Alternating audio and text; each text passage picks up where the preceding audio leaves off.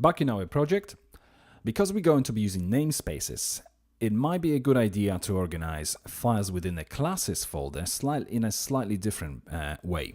I'll explain exactly what namespaces are when we're going to start working with them, but just to prepare ourselves, let's rename our classes directory to library. So I'm just going to go to refactor, rename, and simply library.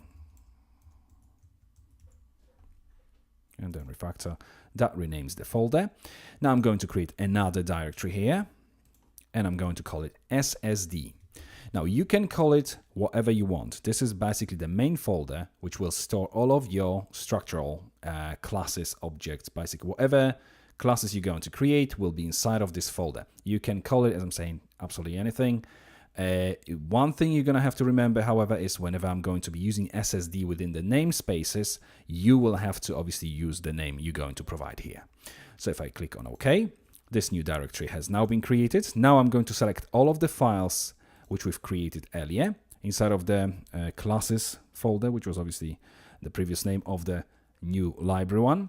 And now if we drag all of them to the SSD directory, I'll make sure that obviously because I'm using PHP Storm here, I don't want to search for references because we're going to be going through file by file basically and making all of the necessary amendments later on. So now that all of the files are inside of the SSD directory, we can remove the PHP mailer because we're going to be using Zend framework mail components to send emails later on. So if we now simply delete this specific one, as we're no longer going to be dealing with this.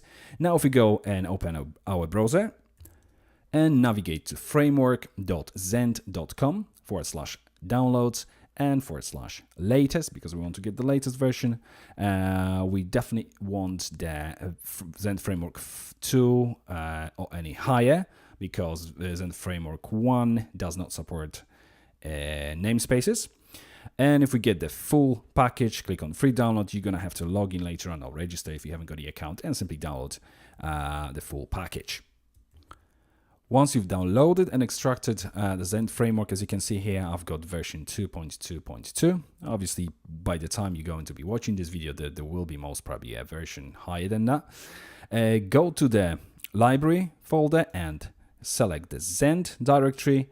And if we go now back to our the root of our project and obviously locate our library, new library folder, and simply drag and drop Zend into it so that we're going to end up with SSD and Zend directories.